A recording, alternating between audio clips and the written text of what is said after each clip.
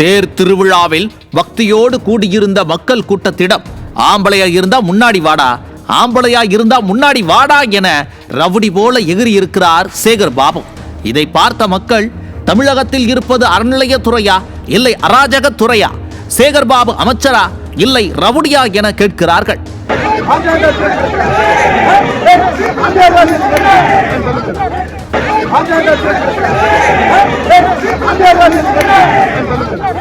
கன்னியாகுமரி மாவட்டம் சுசீந்திரம் தானுமாலயன் சுவாமி கோவிலின் மார்கழி பெருந்திருவிழா தேரோட்ட நிகழ்ச்சி நடந்துள்ளது. இதில் அமைச்சர்கள் சேகர் பாபு, மனோ தங்கராஜ், காங்கிரஸ் எம்பி என ஆளும் கொள்ளை கூட்டணி கும்பல் கலந்து கொண்டுள்ளது.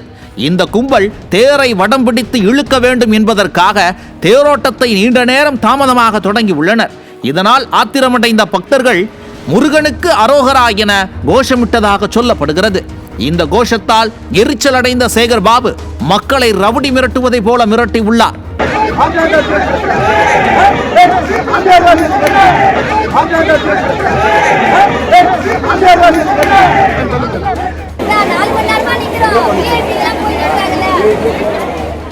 ஏற்கனவே திருவொற்றியூர் கோவிலில் முதல்வரின் மனைவி சுவாமி தரிசனம் செய்ய சென்ற போது மக்களை காக்க வைத்ததுடன் கேள்வி கேட்ட பெண்களிடம் எகிரினார்.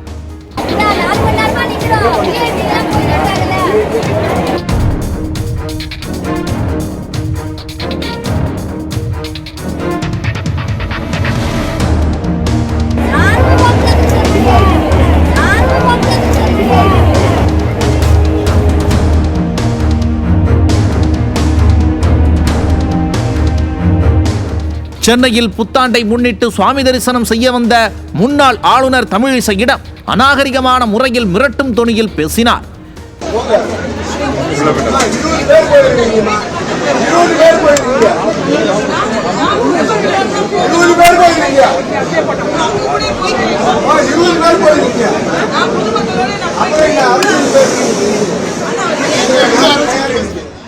முன்னாள் ஆளுநரிடமே எகிரும் சேகர் பாபு சாமானியர்களை எப்படி மதிப்பார்? சேகர் பாபு மட்டுமல்ல, ஸ்டாலின் ஆட்சிக்கு வந்தது முதலே தமிழகத்தில் இருக்கும் கோயில்கள் எல்லாம் தங்களது குடும்ப சொத்து என்பதை போலதான் நினைக்கிறார்கள். முதல்வரின் மாப்பிள்ளை திருச்செந்தூரில் சத்ரு சம்கார யாகம் நடத்திய போதும் பக்தர்களை காக்க வைத்தனர். முதல்வரின் குடும்ப உறுப்பினர் எந்த கோயிலுக்கு சென்றாலும் அங்கு மக்கள் துச்சமாகவே நடத்தப்பட்டார்கள். கடவுளின் முன் அனைவரும் சமம் என்பது கடவுள் இல்லை என கூறி வாழ்நாளெல்லாம் வேஷம் போட்ட கருணாநிதி குடும்பத்திற்கு பொருந்தாது போல. அதனால்தான் இந்த ஆணவம், அகங்காரம் எல்லாம். இதற்கு வரும் தேர்தலில் மக்கள் முற்றுப்புள்ளி வைத்தாக வேண்டும். மக்களை காப்போம், தமிழகத்தை மீட்போம்.